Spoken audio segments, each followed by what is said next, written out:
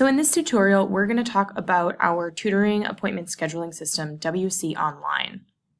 As a reminder, you do have a guide that you can use, and it is already uploaded to Blackboard. It looks like this. This is the user guide for students and tutors.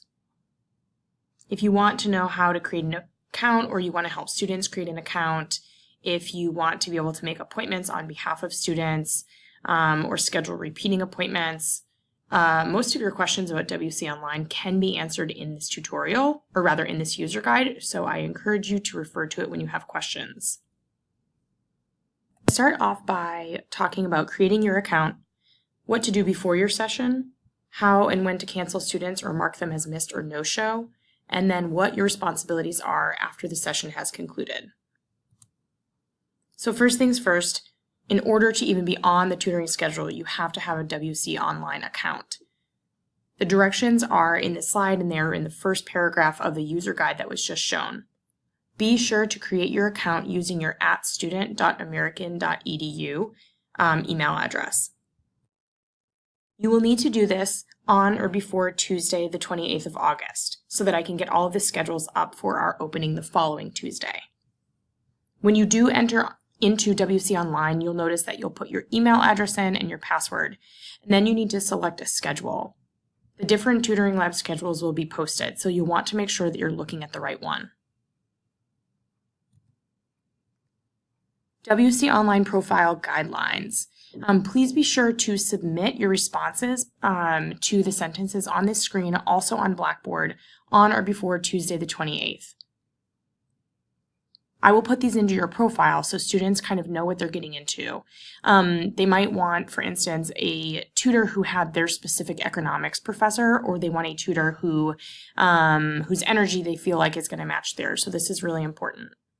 You can just email it to tutoring@american.edu.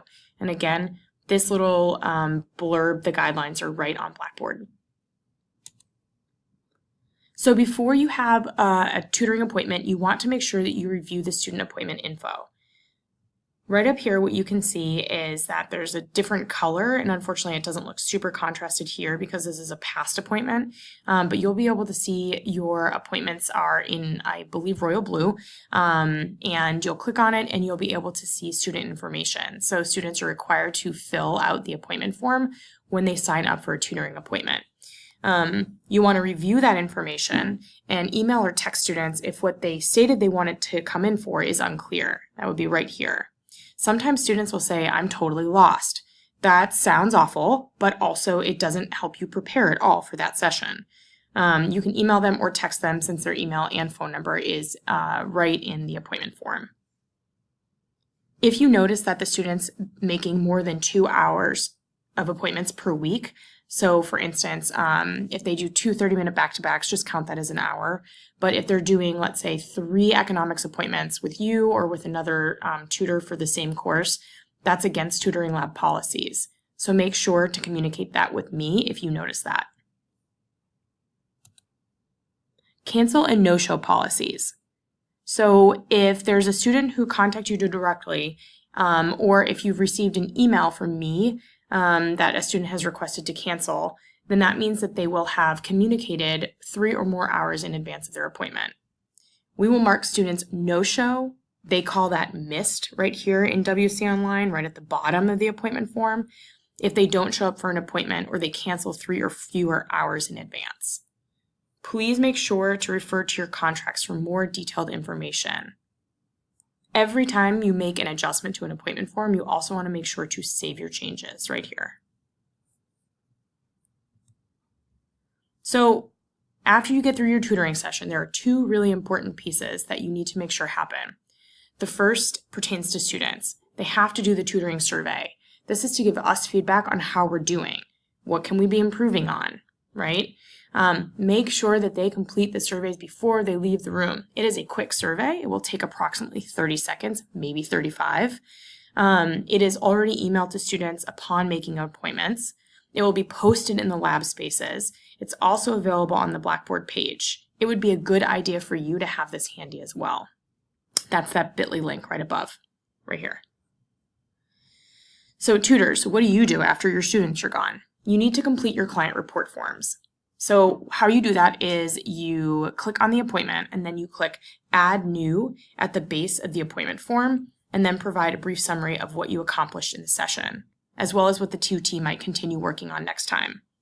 So this is important for 3 reasons. The first is that you're able to then refresh your mind when you go back and prepare for another session with the student, right? There's not guessing, what did we work on? I can't remember. Instead, you actually can look.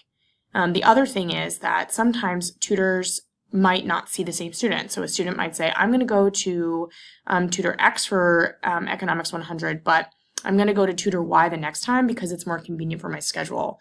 So that means that other tutors are able to actually look in the client appointment form and in past report forms and actually see what you did. The other thing is too, I, as a member of the academic support team, I'm actually able to monitor students' progress. So especially if I have concerns about a student I'm working with or other people on my team do, these notes that you take are super important for us. So again, make sure you do them. If your session is running late or long and you don't have the chance to actually put in the client report form, just make sure to write some notes down for yourself. Again, these don't have to be super detailed summaries. I'm going to give you some examples. So again, when you click Add New right here, Add New for a client report form, it's going to look like this. Disregard this part here. This more pertains to the Writing Center, and I'm pretty sure you can get around not having to check on that, but or check one of those boxes. If you do have to, just check whatever the appropriate thing is, and most likely it would be getting started. We will continue to work on that. So again, complete to the best of your ability. Don't email the client report form to anyone unless otherwise asked, and attach files if applicable. So for instance, if you made like a practice quiz or the student had, just like an assignment that you worked on, go ahead, click it up if you want. Right here is really where your summary is going to go. So let's take a look at one. So this is a sample completed client report form that was saved at the end, which is great. And you'll notice what the tutor wrote right here. So it said, what was the struggle, right? This is what I helped the student on. And then here were the next steps, which is great. If you have any further questions, once again, don't hesitate to email me at tutoring@american.edu or ask one of the 2 lead peer tutors, and they would be happy to help you out.